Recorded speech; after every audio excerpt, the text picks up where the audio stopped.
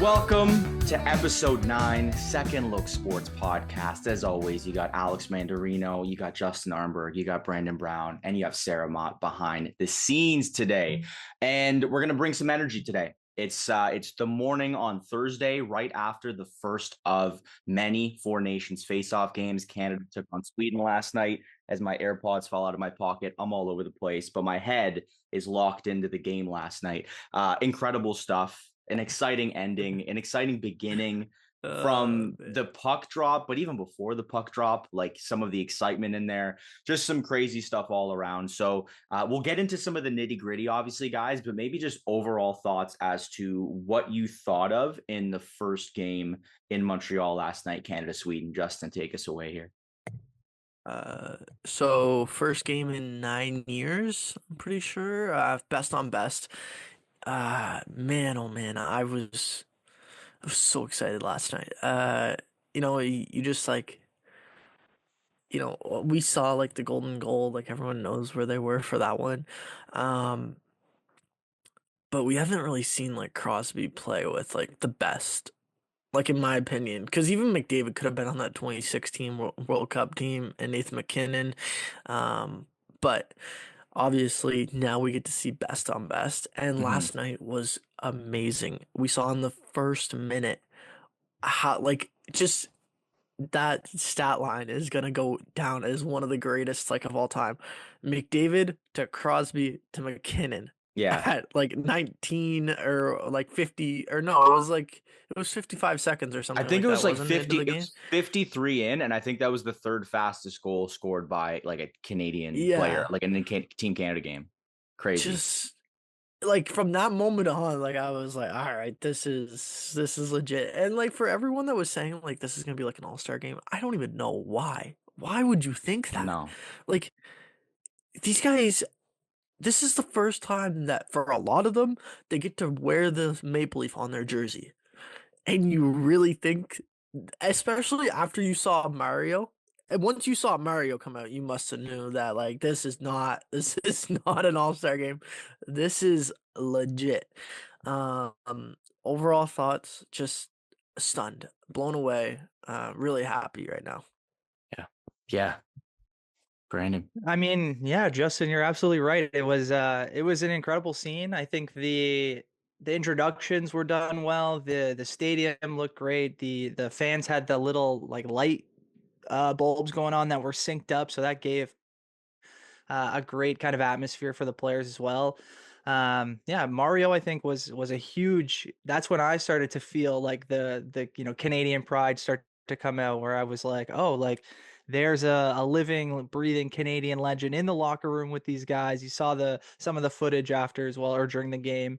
Yeah, it was just fantastic. And then to get off to such a great start, Justin, with the 1-0 goal on the power play there early on. It was just like the exact boost of energy that the crowd and the team needed. And while I wouldn't necessarily say some of the rest of the game was as good for Canada, they pulled it out in the end, and that's all you can ask for them in this kind of tournament where you're kind of inching in, kind of toes in first. You don't really know how they're going to play, what other teams are going to look like. Sweden has a ton of talent, and they showed it at times. So Man, Sweden is good. Sweden is definitely good. That forward group I think is underrated, and like that, like their fourth line, yeah, like it's not the best. Like, and I guess like Elias Lindholm like hasn't played up to like Elias and Lindholm standards before, but man, oh man, like that defense and that offense, Yeah. like, oh man, No, the defense is that top unbelievable. end is The defense, yeah. like no, those six guys, and then Rasmus Anderson is number 7 on that team, I think. Yeah, Like yeah. that's And insane. then people were saying, Gustafsson wasn't going to be up to the challenge either, but he played fantastic for them, kept them in the game at times, and really gave them a chance to come back in the third period and send it to overtime and make it a game for Sweden and Canada. So it was a fantastic start. It shows a lot that, like, in certain aspects, the game started off pretty quickly and you felt like Canada was going to just take over. It felt like with the crowd surging, first of all, I think the fact that they held it at the Bell Center was the best possible. I mean, as a Canadian fan, it was the best place for that game to be held because that place is so loud. Like it's unlike any other arena in the NHL in a lot of different factors. When Mario walked in, we talked about him. You brought him up there, Brandon, too. Like you couldn't hear anything. What do you got? Like a 5-minute ovation. It was incredible.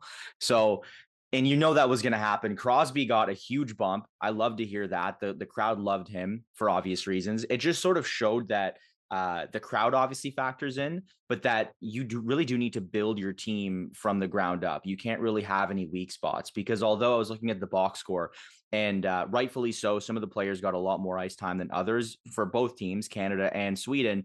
Like guys like Travis Konechny, I think, had the lowest ice time, about 10, 20. And then on the other side, Nyquist and then a couple of their lower end players like Elias Lindholm, they got around this exact same time. So, but that said, like you noticed a difference in certain team playing and how they kind of styled their play. And obviously the defense on the Sweden side made a big difference, but you can't really have any holes in your game, especially on the back end.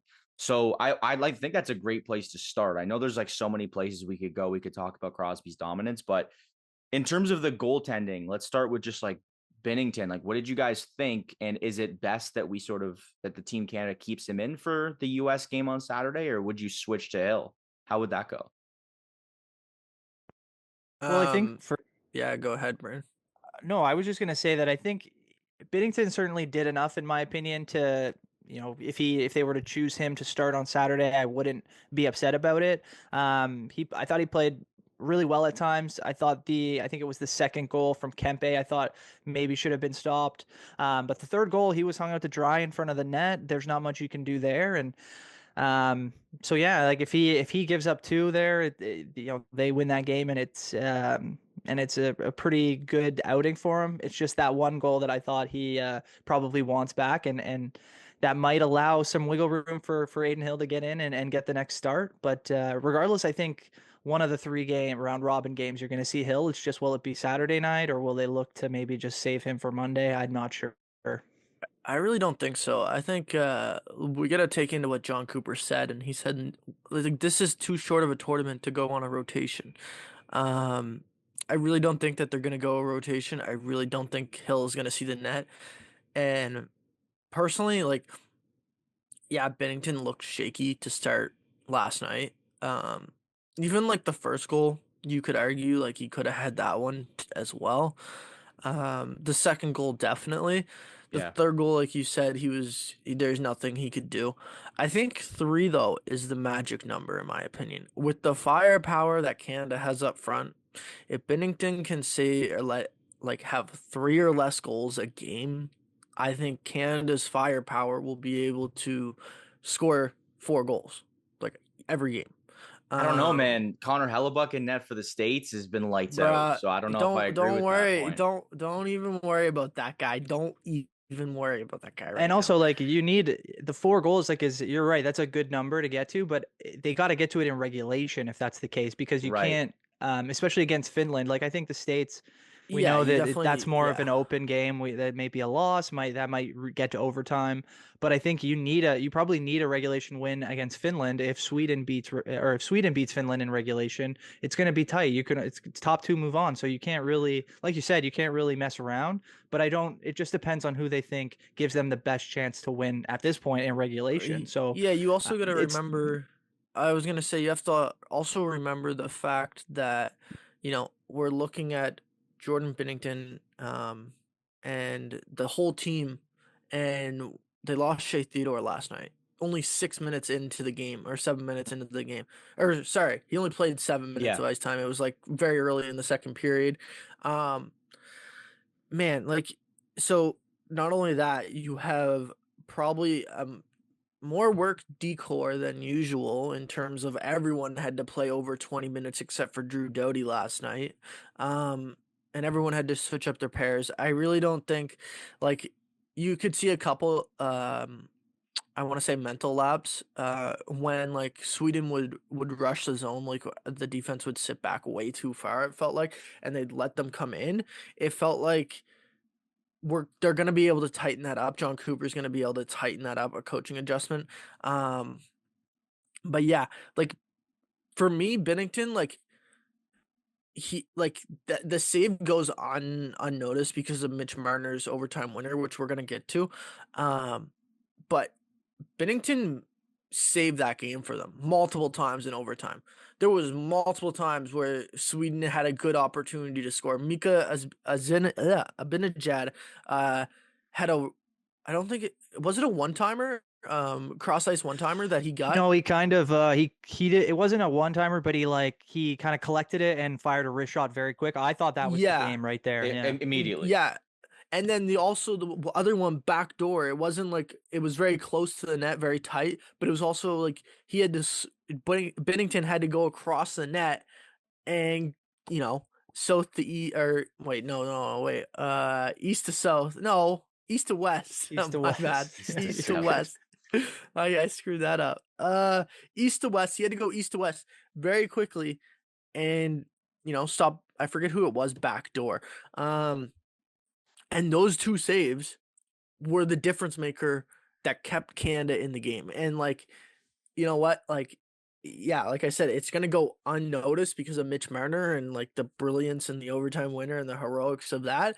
But for me, that overtime showed me the Jordan Binnington of what we know. Like the Binnington of a big time gamer. Like the one that, has that passion, has that emotion, has that fire. That's what we saw in overtime. Well, I have a buddy of mine that's a good St. Louis Blues. He's been a big St. Louis Blues fan for a while. And he had commented on the fact that like Binnington is that guy who takes maybe a couple of the first period to sort of warm up. And then once the game is really back and forth, he'll step up and he'll play his game. And we saw that live, like we just talked about.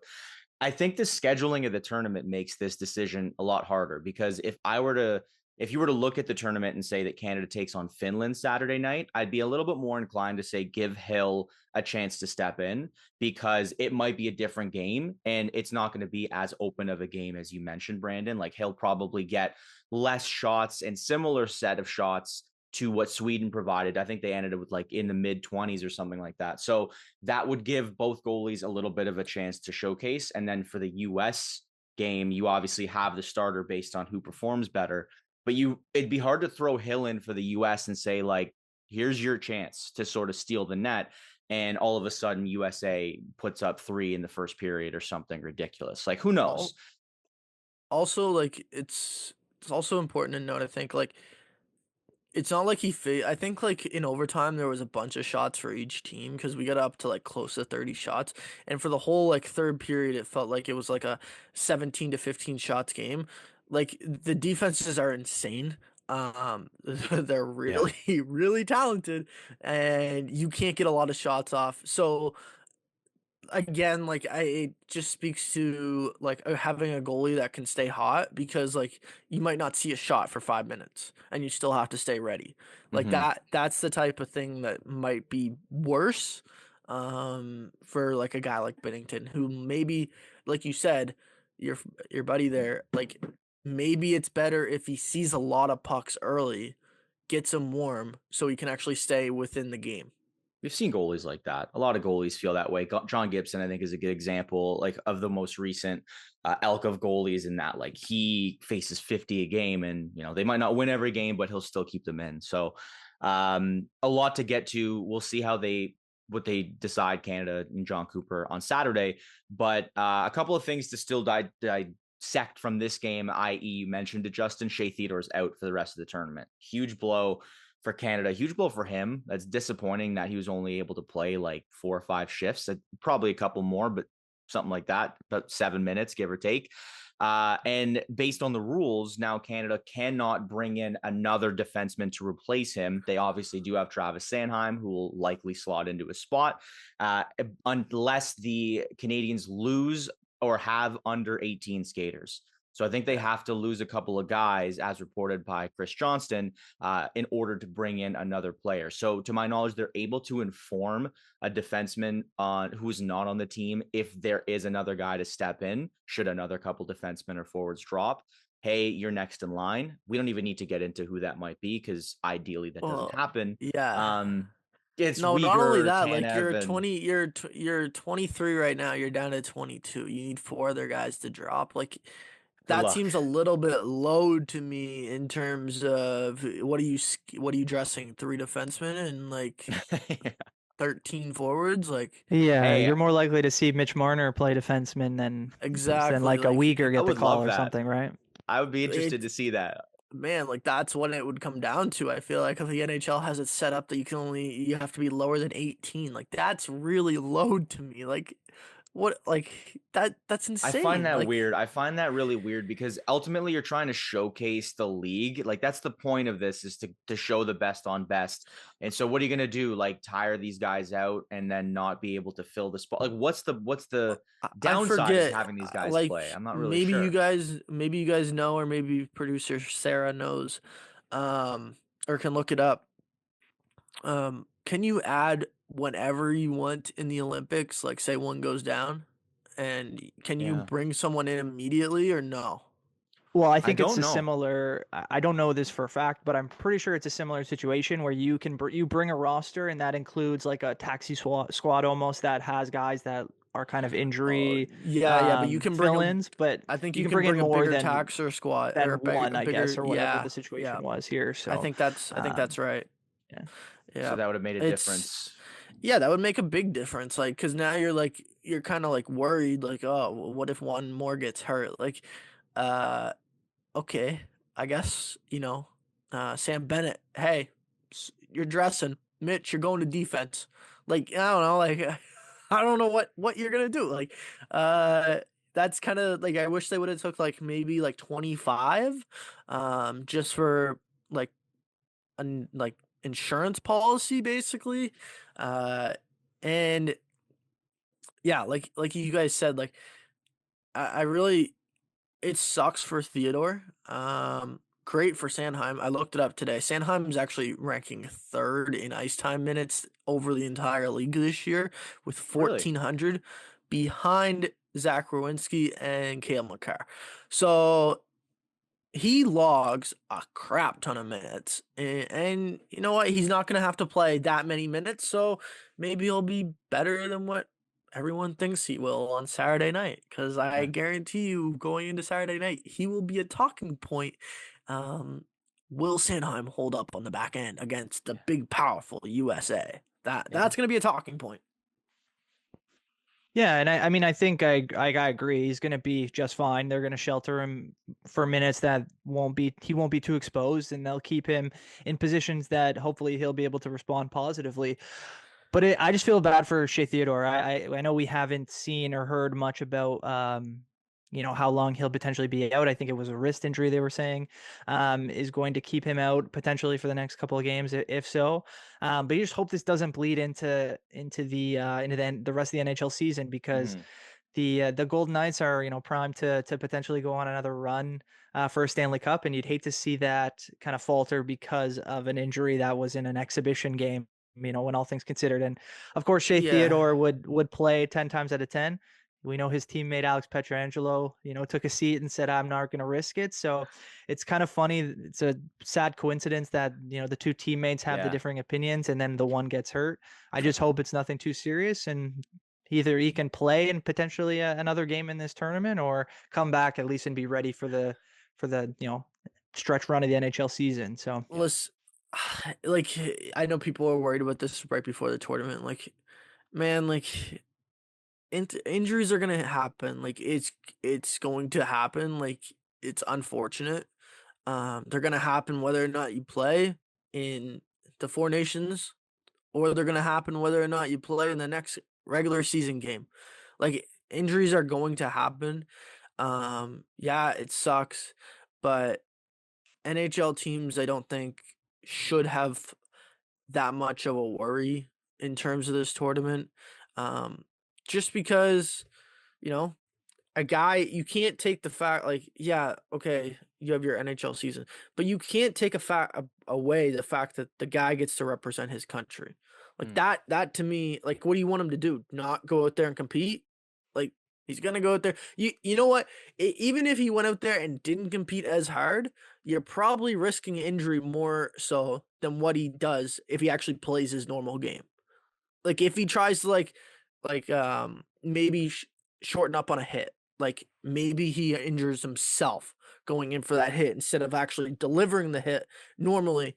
You know what I mean? Like if he if anyone was told before the tournament, hey, you know, we want you to compete, but don't go out there and try and hurt yourself. Maybe you get that into your head and then you accidentally hurt yourself more so that way. That's what I'm saying. I don't know if you guys agree with that statement or not. Yeah, I don't. I mean, I don't know. I don't really know what. Like I kind of get where you're headed, but the point I will agree with you on, Justin, is just that like injuries do happen, and the difference between this and having injuries like this happen in IIHF sanctioned event, i.e. like the World Juniors or the World Championships or the Olympics, is that the money, like the revenue, is driven towards the NHL. And I don't know all the specifics, but at the end of the day, the money that's being driven by this league will be NHL revenue, which is good because then you can justify it by saying a guy got injured, but it's not like he got injured for no reason, i.e. the NHL won't be able to benefit from this tournament. And now you lost like John Tavares a few years ago, or you lose Shea Theodore. So Vegas is pissed, obviously. Look, they'll probably find a way to move him into the LTIR slot and bring him back if necessary. I'm obviously half kidding. Why not? But it is unfortunate just for everyone. But like you said, it would be almost crazy for no one to come out of this event like injured. You know, unfortunately. Like you want the guys to compete. Like you could see immediately, like when Nathan McKinnon went out there in the first 15 seconds of the game and laid a hit, like it's game on. Like it is not. And then Darlene cross-checked McDavid, like right in the. I wasn't in the face. He didn't get him in the face like he got Matthews got him. But it was very close to the upper neck area. I will say that. I just had a couple questions on like a couple players. Mm-hmm. What do you guys think of Colton Parayko last night? You know, I actually thought I actually didn't mind his game. Again, it's similar, not that he's a similar player to Sanheim, but I think it's similar in that they're going to keep, like Makar played a ton of minutes. Obviously that was partially due because they went to overtime, but also because Theodore was out. But I think like the way that this defense is shaking out, they've actually got like a good group of guys that can play in different roles. Parayko's a big, strong defenseman that isn't going to really help out offensively. He's not going to move the puck too well, but he's going to be that type of guy, like you said, Justin, who's going to help clear out the front of the net and help, just keep down some of the scoring chances for some of these bigger teams. I don't necessarily think he, again, is like a top 4 defenseman in this kind of Canadian, when it comes to the international play, but I think he's going to do enough to really help the team and at least provide a level of play that some of the other defensemen don't offer.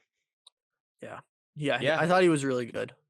He was good. Really, I thought he was he was a stay-at-home defenseman last night. He really ate pucks. Like, also, just not just him, but that penalty kill last night, that was massive. Like that was they did great, massive. Like that it was really they played aggressive. Kill. Like the biggest thing I noticed on that PK, I'm glad you brought it up, was it was aggressive. Like Brandon Hagel was out there with Cirelli, and then I think you had Marner, and I couldn't remember I think Stone played some time out there.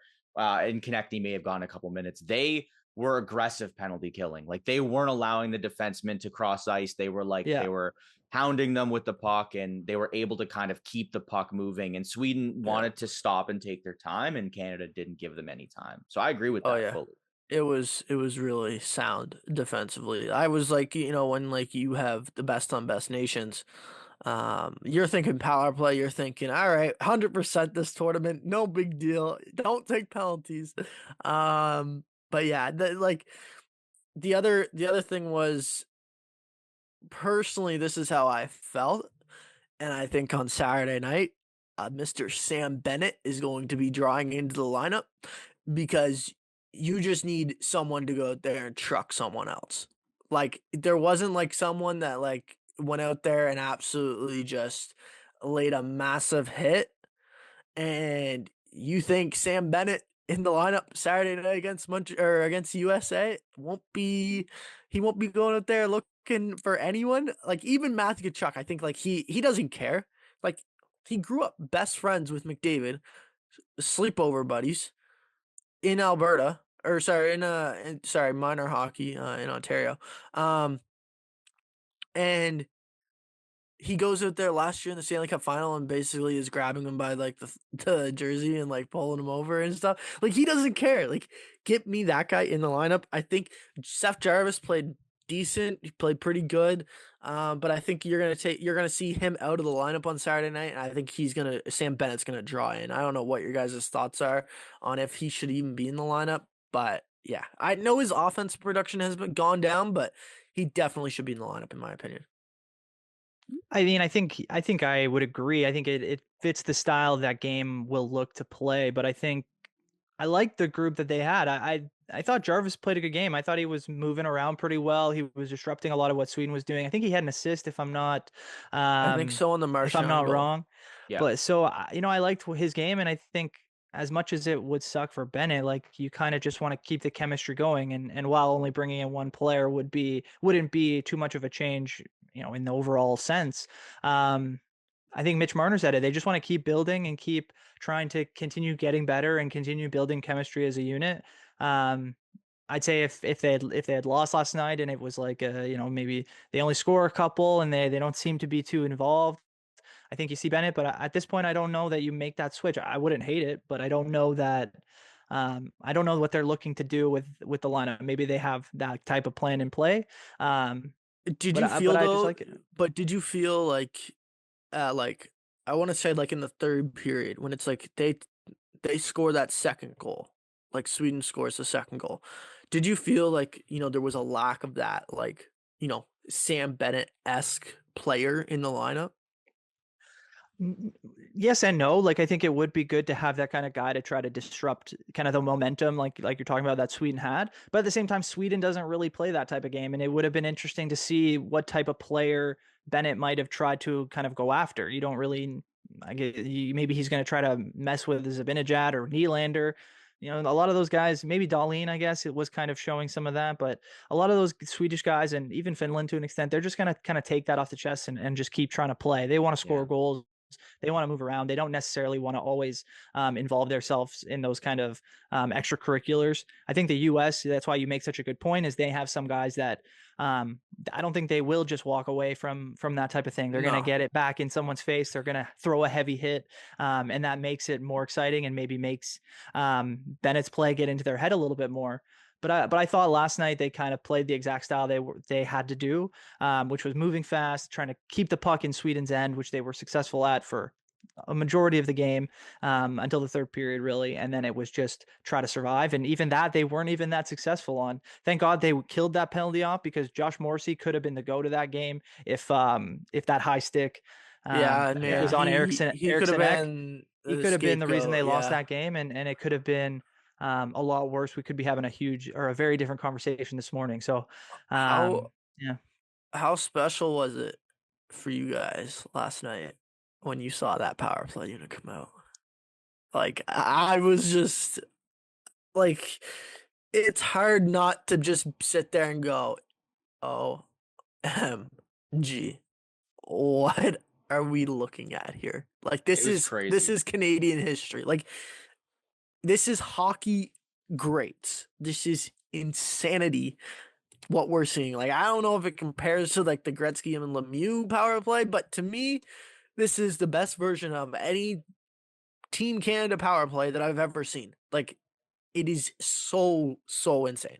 It's unfair. It's unfair for other teams to have to deal with that. And Makar on the back end. Like Reinhart, I don't even think sniffed the puck on that goal, because like no disrespect to him, Reinhart is a top end player, but look at the other four guys that are on there and think like these guys could be top 10 Canadians in like history when all is said and done, including Makar. So like you think about it, these guys will never have an opportunity outside of the time we're watching them to play again. You get the Olympics, you hopefully get Olympics in a couple of years. And I know the NHL announced a World Cup in 2028, and we can talk about that another time. There's too much to get to, but it's really, truly special. I will say the power play and even the overtime sort of bookended the special Oh team. man. Like I was nervous watching overtime. Like I don't really get nervous watching hockey. Yeah. I was like, I can't like breathe watching this. And it was like Like 11:30 at night. I was like, there's no way we lose, right? Like there's no way that Team Canada loses. And then like I was just waiting. I was like, because like when he first put out, I think it was McDavid and Marner and McCarr to start overtime. Cooper put out that first line. I think so. I was like, oh, where's the nucleus? Where's just the atomic bomb? And then he was like, all right, I'm loading her up. McDavid, McKinnon, McCarr, get out there.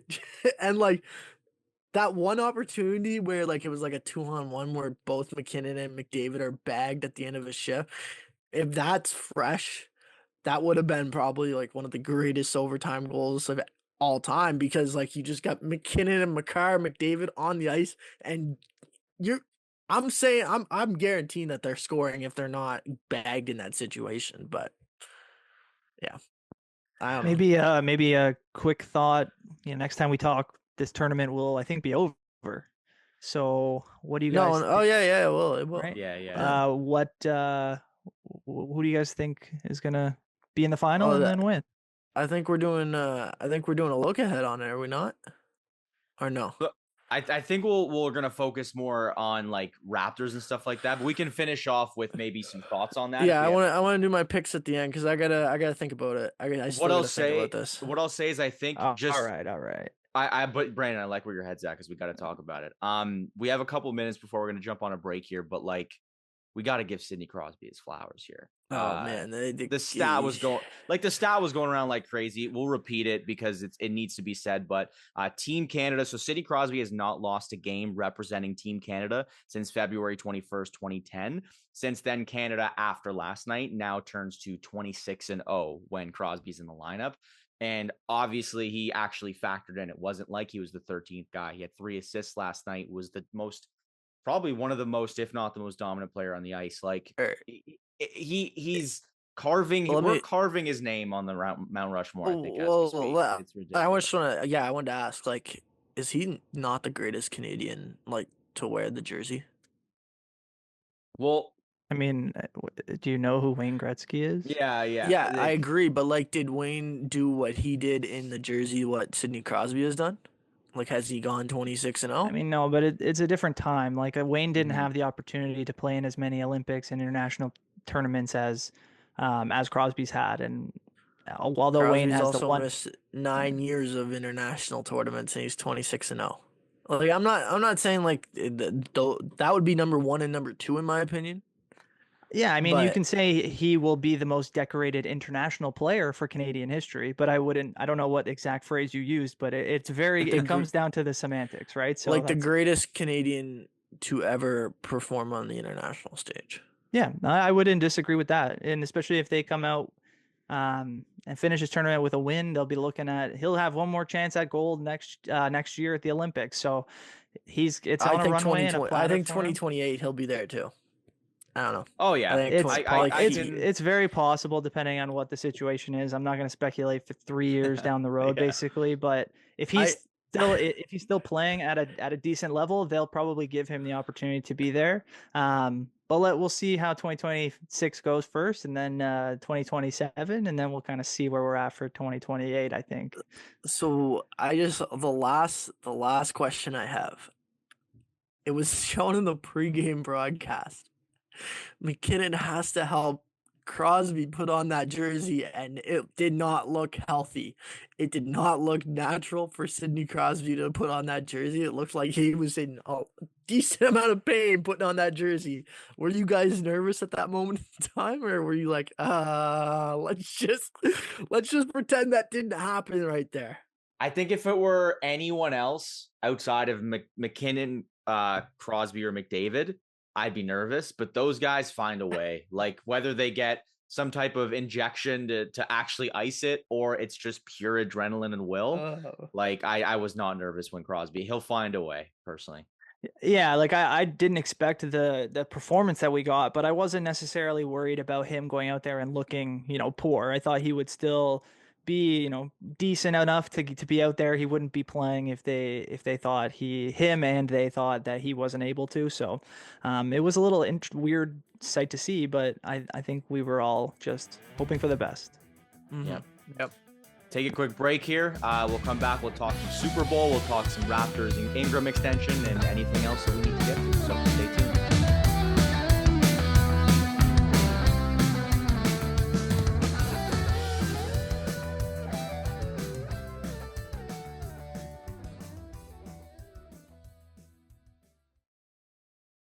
Welcome back, episode 9, Second Look Sports. We just got finished talking about the Four Nations kickoff, Canada versus Sweden, big overtime win in Canada. A lot of stuff to get to. We did get some breaking news, official breaking news that the Jets are parting ways with quarterback Aaron Rodgers. It was reported last week, so we got a little bit of our own thoughts and opinions that probably ran through our heads. But maybe just quick reacts here, guys, on the thought here before we move on. Brandon, was this the right move? What do you think?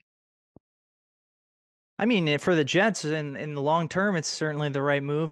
I think whenever you can kind of move off and start, especially in the NFL, start a rebuild, that usually starts with the quarterback. And I think with what the Jets have, I don't know that Aaron Rodgers made the most sense. I understand the thought process for, a year or two, but I think now it makes the most sense to try to move off them. They're going to be picking high again. I think if I think I'm wrong, I might be wrong, but I think they're picking 7th. So there may be an opportunity to pick a quarterback somewhere in the top 10 I know they're probably in that area. So we'll have to see what it holds in store, but I'm not necessarily surprised. Yeah.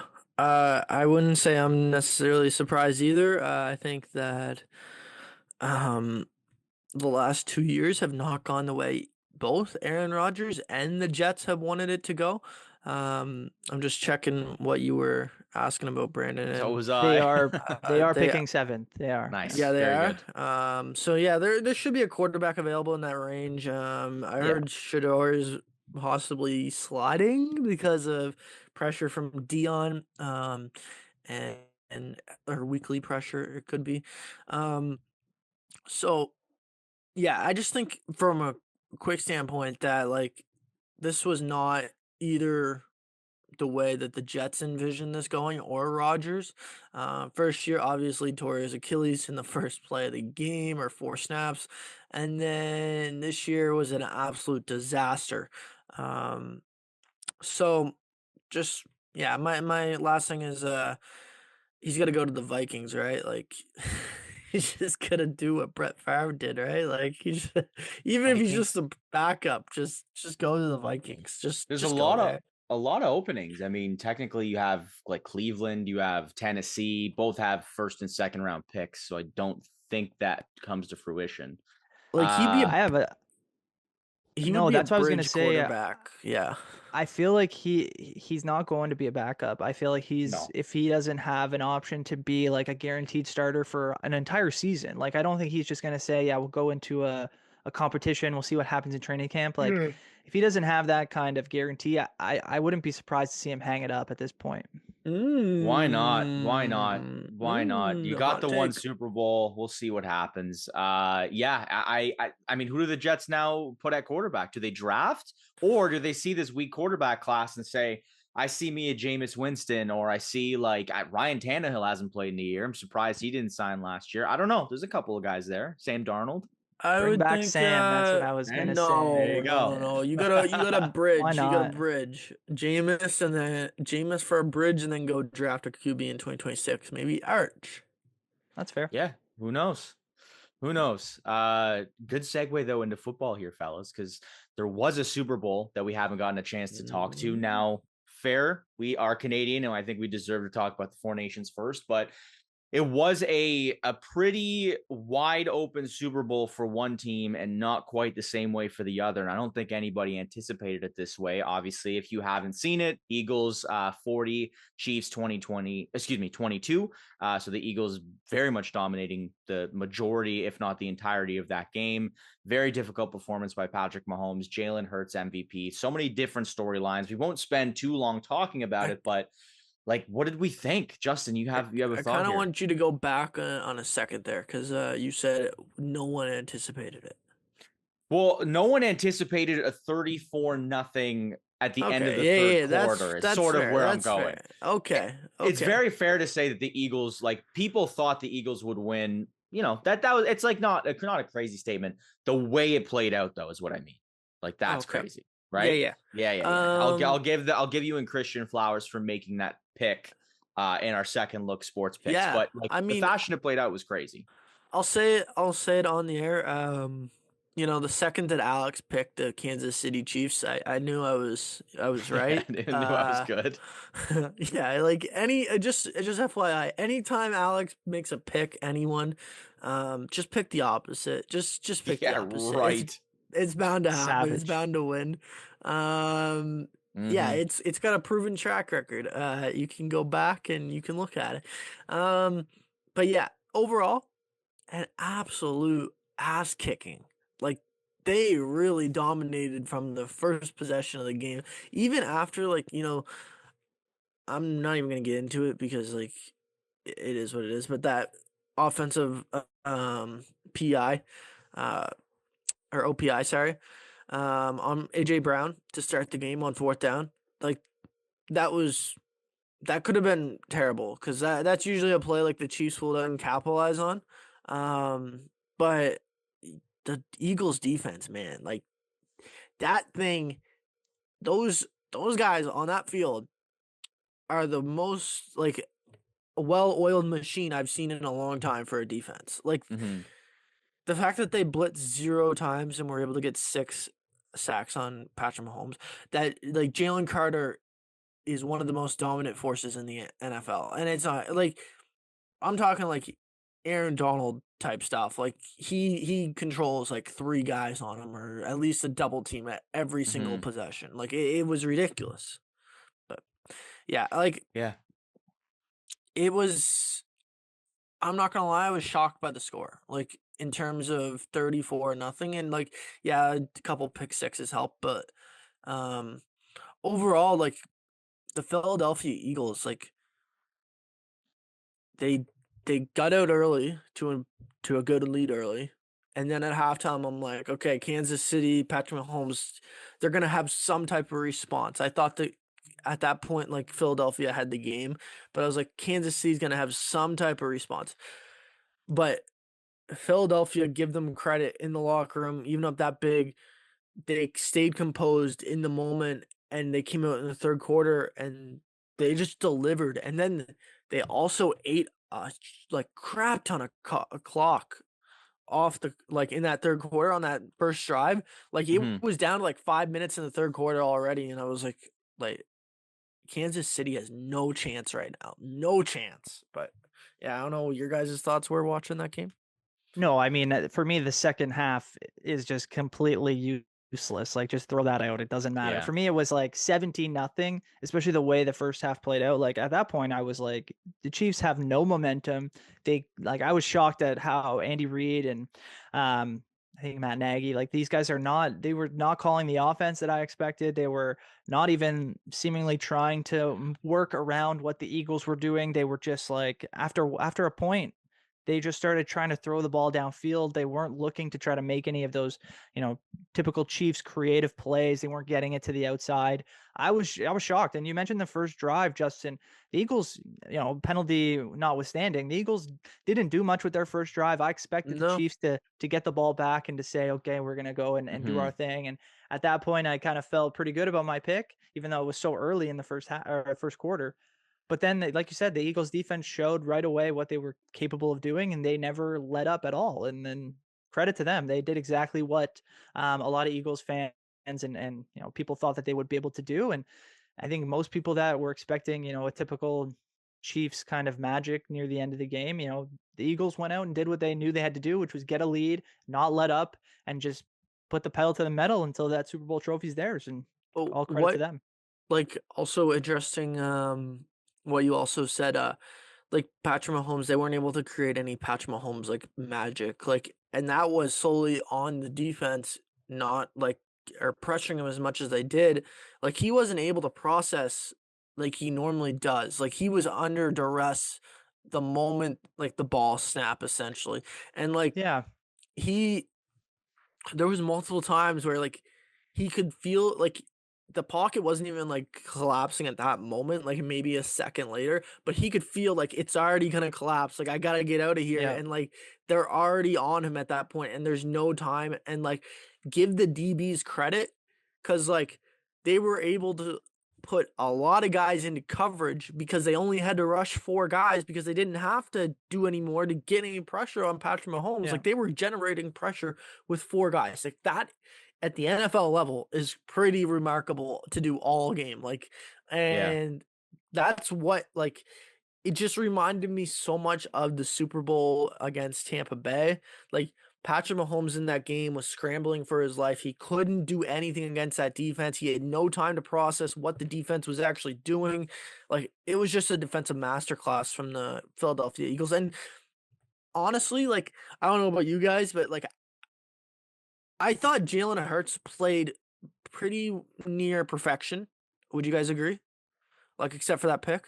He did what he needed to do. And the fact that Saquon finished with 57 rushing yards, like Yeah, like on 25 carries. everyone anticipated that he would be the difference maker, i.e. the Chiefs probably had the exact same game plan for him. And he made the throws that he needed to make, whether they were in the slot or whether it was like that Devontae Smith bomb that put the game completely out of reach, right? That was an insane throw. But like I thought he played pretty near perfection, but it wasn't like a mind-blowing stat line, right? Like it wasn't like he had a superstar level game, I don't think. Honestly, like if you could have gave that MVP to anyone, I think like you could have just gave it to the whole defense. Said, "Here you go." That whole defense like just deserved it. All like as a collective group, like what they were able to do for 60 minutes of football was some of the best football we're probably going to see in a Super Bowl. Yeah, like all around team effort, right? Sorry, Brandon, go ahead. No, that's what I was going to say is that you're right. Like I would agree more with Alex that Hurts played the game that he needed to play. You're right, Justin. He didn't make too many mistakes. He was just kind of steadfast, did what he had to do. Obviously, he's more of I wouldn't necessarily call him a game manager, but he's never going to, throw for 350 yards on average. He's never going to be that kind of guy, that quarterback, and he doesn't have to be, which is great about the system that they have in place. But I loved just the way that their whole team had embraced themselves, and you could see towards the end of the game into the celebrations that these guys are the definition of a true team, and the comparison to the Bucks back in 2020 is a fantastic one, just because it felt very much the same way that game played out early on. Everyone you expected the Chiefs to put up more of a fight, and it just kind of continued to lose momentum as the game went on, and the Bucks were just so dominant defensively as well and had a guy like Brady who wasn't out there to throw 5 touchdowns. He was there to manage the game, to move the ball, and to make sure that they were in position to win. So I appreciated that comparison for sure. And but yeah, I can't say enough about the Eagles. They really impressed me in that game, and in a game where I think it would have been a very difficult one to maneuver as a player, especially if you had been in the previous rematch or in the previous matchup between these two teams in the Super Bowl. The weirdest thing to take away, or not the weirdest thing, the most interesting thing, obviously the quarterback talk is, excuse me, where I think it gets the most clicks, and I think rightfully so, because Jalen Hurts, like we were saying, and I get that the whole game manager comparison, I actually agree with that, Brandon. Like he's on the cusp of game manager, but then he could sort of be that game breaker in a certain position. Well, yeah, you look at like his position, right, Justin? Like he's a good quarterback, and a lot of people now, and I don't know about a lot of people, pardon my take, and a couple of those guys are saying like, is he like the best quarterback right now? And it's hard to argue that he's not, because he won the Super Bowl, and I agree with that comparison. But you look at the talent on his team, you looked at what he had to work with all year, and he did exactly what he needed to do. He had, I think it was the highest rushing yards of his career, like total rushing yards. That's incredible, right? But the thing I just want to say is that the way that he manages the game from like a mental standpoint, especially in the Super Bowl, like the plays he was making, Yeah. even after the Devonta Smith touchdown, like he had the same demeanor the entire game. He was like, "This is what we have to do. I'm about my business." He's not celebrating. He's not going crazy for first downs or big rushes. Like he was like, "This is like let's just move on and do our thing." Right? It just felt like he needed to do what he needed to do, and he wasn't getting too high or too low, which I think makes a big difference when you have a team behind you and you have to be the leader of that team for 60 minutes. Yeah, and I agree. The only thing is, like, to me, like a definition of a game manager would be Brock Purdy. Like, to me, Brock Purdy was a game man or is a game manager. Like, I think Jalen Hurts is one step above him. Well, I wouldn't disagree with that. I think that Hurts is above him. I think he's a better quarterback. He might be the best fit in terms of quarterback on his team in the NFL.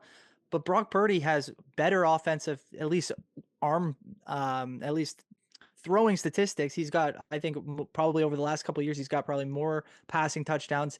He's got probably more passing yards. I don't necessarily disagree with the take, but I think that they're just different. And every quarterback in the NFL at this point in the league is different, and it has to be specific to what that team needs. That's what makes Yeah, I Patrick agree with Mahomes that. so good, right? Is like I agree. he has a skill set that works for Andy Reid and the Chiefs, even though they Yeah. didn't use it to their advantage at all Yeah. in the Super Bowl. That's what makes them so great. And you can look at some Like, of the if you other great put, quarterbacks as well, like, and that's how it works, right? essentially, like, you build the team around him. Like, if you put Yeah. Joe Burrow on Baltimore right now, it doesn't work the same way. Like, No, like 100%. that kind of statement. Like, you know what I Yeah. mean? Like, I get what you're saying. Like, it has to be the fit for both the quarterback and the team and the scheme that you're trying to do. And that's what makes the perfect, situation. Yep. I do agree with that, and I think that's a really good point. But yeah, overall, like, I don't think it's like, to me, it wasn't like a bad Super Bowl to watch. Like, it was like entertaining to me still the whole way through. Um I don't know. That was like, I wasn't Yeah. like, this is so much of a blowout, like it's like not fun to watch. Like, I was enjoying it a lot. Maybe that's because I'm a Patriots fan and I got to see the three-peat get demolished and the GOAT Well, conversation get absolutely destroyed. that's the But yeah. question. That's the question, and not the GOAT question, because that could take us an entire pod. But the question about, was it entertaining, was if it were the Chiefs that were in the Eagles position and it was completely reversed, that would have been the least entertaining Super Bowl Oh yeah. anyone has ever seen, because Yeah. everyone would be pissed. Everyone would be mad. So I Yeah. think there was the element of thank God the Chiefs didn't win. And thank God they're getting not even what they deserve, because they don't deserve to lose that way. They are an incredible team. But finally, we see that there's chinks in their armor and they're human. And, you can see a bit. And the Eagles fully deserved it.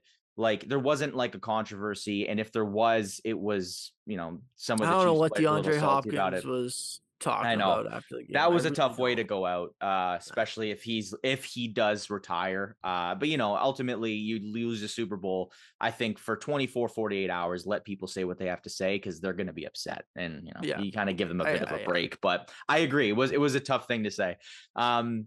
Yeah, just exciting stuff all around, and glad we got a chance to watch. Tough that the football season is over, but pitchers and We'll be catchers are back in reporting, seven so months. we'll be back in 7 months. We got the cyclical nature of sports with baseball coming in soon, but we'll actually take a step back from the Super Bowl and we'll take a second look. So taking a second look, part of our podcast is we're going to get into that right now. So we haven't really actually don't even know what we're going to talk about in that. We haven't discussed it, but Brandon, let's go to you for this taking a second look. What are you taking a second look at this week? It's funny. I'm actually staying in the NFL, and it's sort of Ah, Super Bowl adjacent. I'm taking a second look at new New Orleans Saints head coach Kellen Moore, okay. Ooh. specifically his relationship with his new quarterback, that Oh is yeah, I Derek saw Carr. this. So if you guys have saw, Kellen Moore actually faced off against Derek Carr when they were both in college. Kellen Moore was with Boise Where State, was? and Oh Derek Carr wow. was with Yeah. Fresno State. And Derek Carr obviously has become a pretty decent NFL quarterback. He's a starter level player on some teams over his career, and Kellen Moore didn't ever become that. But in their one matchup, Kellen Moore absolutely destroyed Derek Carr, 57-7 for Boise State. And that was in the 2011 season, which is actually crazy that Carr is still kind of kicking around the NFL at this point. But yeah, I wanted to take a second look and to ask you guys basically if you had ever heard or seen any other situation like this where a head coach had played against his quarterback or player in any sport. I could not. I was racking my brain. I could not think of one. I But I don't think wanted so. to focus on But that. like I think it's becoming more likely in the NFL because like we're seeing so many younger coaches. Like Sean McVay, what is Yeah. he, 35 or 37? No, like Matt LaFleur, Mike McDaniels, like all these guys, like these young guys, like there's a good chance that they played against each other in college. Like I don't know, it's I I like think that. I do think I do think that Derek Carr won't be Kellen Moore's quarterback for the long future. So it doesn't really I would agree with matter. that. No, The it's like only I can't imagine Derek Carr's too happy to see his former yeah. his former enemy come in, and Kellen Moore's probably got some good ribs to Oh yeah. for Carr. Anytime he's maybe not doing what he wants in practice, you can go, hey, remember that that 57-7 game back in 2011? I'd say maybe you want to listen in a little bit more about what I've got to say. Yeah, maybe hand the ball off a little bit more, Yeah, Derek. but then Derek Carr could trip back with, "Hey, bud, who's still in the league? Who's in the That's Yeah. league?" it. Yeah, that's Who's it. played more than 3 games in the NFL. So I think the only comparison I have, it's the opposite. So it's not someone who played against their former play, like their current quarterback. But I heard recently that John Cooper, like Martin St. Louis, was on John Cooper's Lightning team when I think one of his first couple of Yeah, years. Like he yeah, played on that team, and he now he was. coaches the Canadians. So it's just that in itself is like not Yep. quite the same, but it's sort of similar vibes. So it's funny you brought that up because that I heard recently. I was like, that is a ridiculous fact that like John Cooper's been here for so long, and obviously St. Louis He's coaching. still younger too. Like he's still on the younger side of being an Cooper, NHL coach. Yeah, yeah, yeah. Oh, no, I definitely. know, Yeah. yeah, You know you can who I'm tell. kind of shocked like isn't there? I honestly forget his nationality to be honest. Paul Maurice. I think is he not Canadian? I think Paul I Maurice believe is he is a Canadian. Canadian. Yeah. He is or isn't? No, I believe he is. Canadian ice Yeah, hockey I'm coach. Yep. surprised. Yeah, I'm shocked he's not on the roster. I just realized like he's not on the coaching staff. They have Peter DeBoer, Rick Tocchet, and Bruce Cassidy, and then John Cooper, which obviously beyond excellent coaches in the NHL. I was just kind of shocked, like thinking about coaching and stuff like that. Like when you brought That's up John fair. Cooper, like Yeah, Paul that's Maurice fair. isn't on that team. Like that was kind of shocking to me. That is fair. My second look this week is taking a second look at a Canadian, actually, because we're a Canadian podcast. Canadian Jamal Murray dropped the double nickel last night. Highest points ever by a Canadian, his career high. It was really an outstanding performance. Obviously, I didn't really catch most of it. I literally just looked at a couple highlights. But overall, taking a second look at him because that's now the second 50-point game of his career. He's one of the best in the NBA, and I think he deserves more respect than what he actually gets. Yeah, a lot of good Canadians in the NBA. He's always one consistent one. My taking a second look is an inconsistent, but Brampton, Ontario native NBA player, Tristan Thompson. Why would I didn't even think. I never thought I would utter that man's name again. He, for those of you that didn't see, Cleveland Cavaliers basically destroyed the Toronto Raptors last night. The tank is still very much on. And at the end of the game, very much out of reach, Tristan Thompson goes in for the 2-hand dunk to finish the game off and then silences the crowd at Scotiabank Arena. And then attempts to walk off and like nothing happened, swaggy all the way back to the tunnel, and it eventually turns around and he's called out. Jamal Shed and Scotty Barnes are in his face. There was an entire brawl, right? Nothing happened, right? Cooler heads prevailed. But even Darko, head coach of the Raptors in the postgame, said it was classless and like not a cool move. which I agree with. I'm surprised no punches were thrown. Tristan Thompson is by far out of his prime. I don't understand the move whatsoever. To me, it was the most ridiculous thing I've seen in basketball in a while. I don't get it. I don't Crazy. get it. But I'm taking a second look, and hey, like maybe look at yourself in the mirror, Tristan, because this is maybe you might win an NBA championship this year in good respect. But what are you doing? It's a crazy move. No, he'd be two-time champion with Cleveland then. And like I said, his flowers for that. He's Brampton native, but he's had a very up and down personal life that we don't need to get into, and just a crazy couple of years. So what a weird move. But that's it. Why silence your hometown? You should be happy to be here. I don't really understand. Like, bro, we if anyone claims Tristan Thompson, sadly, it's us as a country, Canada, and we have no choice. He plays for us internationally. You don't got to do us like that, man. I know it was a really weird all around move. It's a good point. But on that topic, we can transition over to the Raptors for some positive light. They did sign Brandon Ingram to a 3-year, $120 million deal. And if I'm not mistaken, there's a player option for 2027, 2028. He did a press conference yesterday with Darko. I don't know if Bobby was in attendance, but I did see that there was some quotes that came out of that press conference that were positive. Brandon Ingram seems to circle the calendar on Toronto on his calendar at the beginning of every season. At least he said his team has in the past few years, because it's a destination city and people like to play there, at least for the time being, whether it was in New Orleans or Lakers or what the case is. But very positive. I think we can say that it was good to see that the signing came through, especially the haul that the Raptors gave up for Brandon Ingram.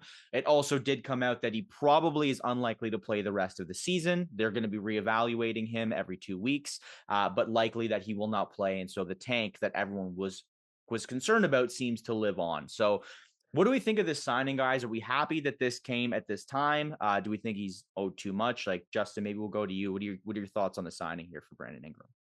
I think 40 million was what kind of like everyone was expecting him to be in that range. So I'm not shocked on the price. It just, I'm like, okay. I'm not shocked on the price. I'm not shocked that they signed him. I'm just still shocked that they traded for him, just because, like, obviously if you trade for him, you're gonna try and sign him. But it's just like you're a really expensive team that is a mid team. Mm-hmm. Like, this does not make you a championship team. So why is the team so expensive? Like, the Quickly deal, like, his contract needs to go. If we're talking here, like, he's got to go. He's not great defensively on the floor when he's out there. They have a worse record when he plays. I don't know. I'm just shocked in the matter of, like, why. I'm just shocked with the whole trade still, because why trade for him and sign him to be really expensive, but this doesn't make you a championship winning team. So why make a move like that? That the whole point of building and rebuilding was to tear it down and make a championship roster. Like, what? I'm just speechless on this one. I really don't understand it. I mean, I can see where they're coming from with the idea that, if we start to put together pieces, we've got Scotty, let's bring in Ingram. I think sadly, Justin, for you, I think Quickly is a piece that they will look at as a future. I think the real issue is RJ Barrett. I think he's the guy who's most likely to move on or to be dealt at some point, just because he fits a lot of the same style or at least maybe not the same style, but he does a lot of the same things that Ingram does, in that they're both kind of a similar size. They play, both play on that wing position. I think Ingram is maybe a bit of an upgrade, even though Barrett's played, I thought, fantastic this season. He's been great. So that's kind of why it doesn't really make a lot of sense. I think they have a plan, and I think that plan does involve a high draft pick this season. You just got to hope that plan comes to fruition, and they've got 4 or 5 strong players to fill out a starting lineup next year. And maybe in the East, that does mean you can make a 5 or a 6 seed. I don't see them better than, the top 4 teams in the East. So they've got a lot of work to do still, but it is kind of confusing to think that they're not, I don't think this accelerates the rebuild too much more than what they were No, potentially going to do. no. So it's just kind of like, it feels like they're kind of on the treadmill a little bit, but we'll see where it goes next season. Yeah. I like Yeah. that. I like that analogy. Yeah, they're kind of just in the same place, and the only comfort you can have from this is, like we were saying, like he's likely not to play this year. So this year, notwithstanding, is going to end up kind of coming to fruition the way the Raptors hopefully saw it. I know they have a lot of weak opponents to kind of close out a lot of the last third of their schedule, but they're hopefully going to stay within that lower end of the range. But yeah, it's weird. I was reading an article from Eric Carina on The Athletic. I found really interesting, basically, the fact that Brandon Ingram gets a lot of his plays and a lot of his minutes by slowing the game down and like assessing his plays. He doesn't really like to play more aggressively, or obviously doesn't love to play off the ball, but I don't think he likes to play where there's constant motion in the offense. And I think that's a lot of what Darko has tried to implement on this team. And so he sort of stops and he holds the ball a lot longer than a lot of the Raptors do. So he's going to either have to fit into Darko's offense, or Darko's going to have to reinvent the wheel when it comes to fitting in Brandon Ingram into maybe more pick and rolls with Scotty Barnes or something like that. So it not only is it a weird fit and a weird timing, it's a weird fit into the offense that the Raptors deploy. So whether that does mean that, RJ Barrett becomes expendable, or they're going to just try and make this all work. They have a good young core. And I've always asked the question, and not always, but within the past few months, I've started to ask the question, is Scotty Barnes your number one player if you're going on a championship run? Is he your 1A? And I always question myself, right? I don't know if Brandon Ingram's their 1A either. I think he's a great compliment, but it's just, it is a weird fit, but it's something to get excited about, where the past couple of years have been not very exciting, but I don't know if it's the right time. The one thing I will say is that Ingram does genuinely feel like he wants to be here. Like, seeing him talk in press conferences, he's insanely low key. I know Jalen Hurts is really low energy. Like, Brandon Ingram looks like you've woken him up and then put the microphone in his face. But he seems genuine. He seems really like happy to be here. And I think as a fan base, that's really what you want. You don't want him to just sign because it's money. You want him to actually like be a part of the franchise, I think. Yep, I do agree with that.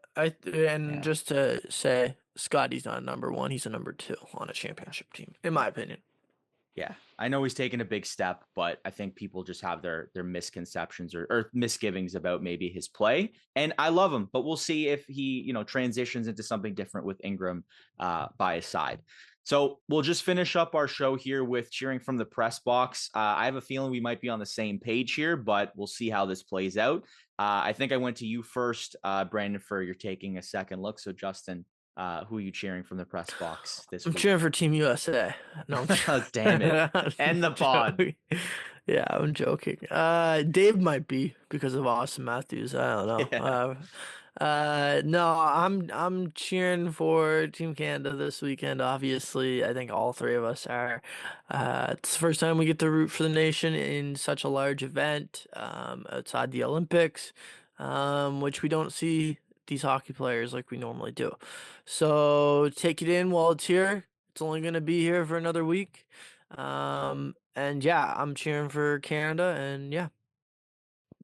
Yeah, I mean, that's where all of our heads are going to be at this weekend and into next week. It's following that Canada team at the Four Nations, and just hoping that they can pull out the victory against the US, and that momentum continues into a game against Finland, and then hopefully into that final game of the Four Nations face-off. So yeah, I won't add much more. We'll get into our picks, I'm sure, but Exactly. I'm definitely cheering for Team Canada this coming week. Yeah.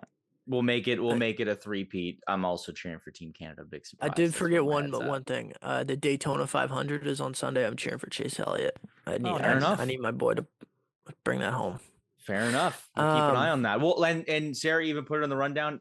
Weird timing, but All-Star Weekend is this weekend too. Yeah. So for the NBA. Sorry, for the NBA. Who cares? I know. Yeah, unfortunately, I don't understand why they want to go up against each other in that weekend. That doesn't make any sense to me. I think the NHL is shockingly gonna usually they get killed by the NBA if they went up against them in this, but Saturday night USA versus Canada, I think there's gonna be a little bit more support going the NHL's way compared to normal. At least definitely in this country. I don't know about the US, yeah. but in this country, it's a non-starter conversation. We have picks though. So Brandon, you asked the question earlier, so I'll go to you for this. Who are the two teams in the finals, do you think? We'll start with that. I mean, I think the two teams in the final are Canada and the USA. Okay. It's hard to gauge because now we've seen Canada, we've seen Sweden, but we haven't seen US or Finland yet. So obviously there's still a ton up in the air, but I think when you look at what they did last night and what they project to do, especially against Finland, and as long as they play a good game against the US, they should have enough points to be in that final.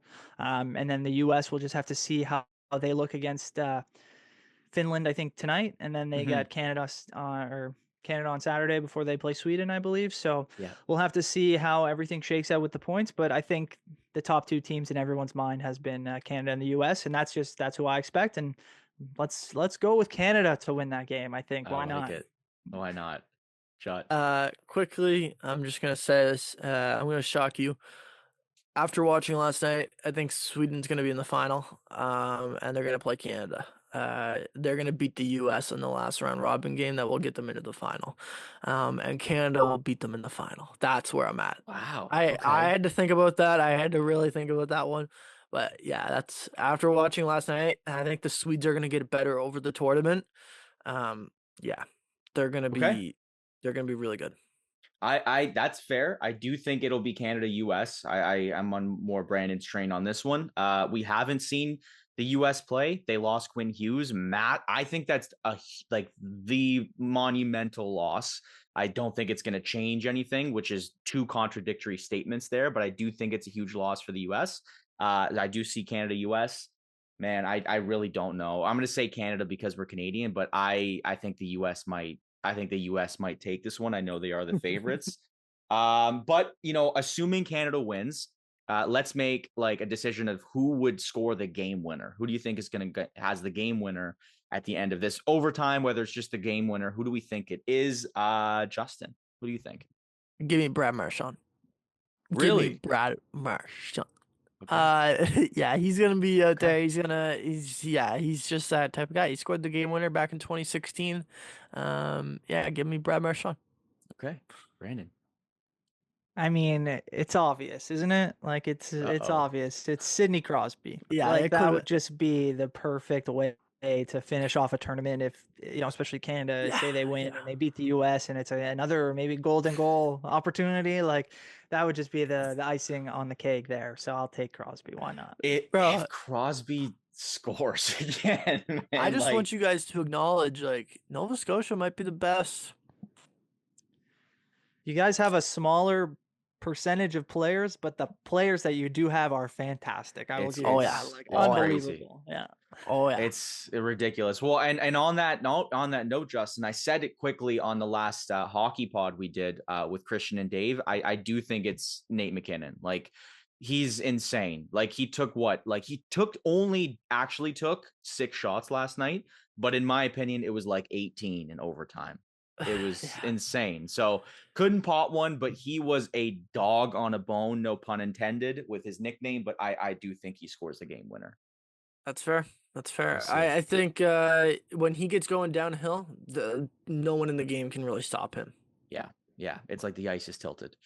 I don't care if Sam Montembeault scores the game-winning goal as long as Canada wins this tournament. That's all I care about. Yeah, I'm in the same boat. Apparently, Dave's not though. You guys gotta talk to him. He is. He's on board. Each their own, man. Each their own. Each their own. Each their own. In any case, though, great pod, boys. A lot of great stuff to talk about today. Let's cheer on Canada this weekend, but excited for the rest of the tournament and everything going on this weekend. So thank you all for watching. Be sure to like, subscribe, leave 5 stars wherever you can. We'll be back soon. We got the Jays on there. We got Canada on there. And have a great rest of your week. Enjoy the tournament. Talk to you.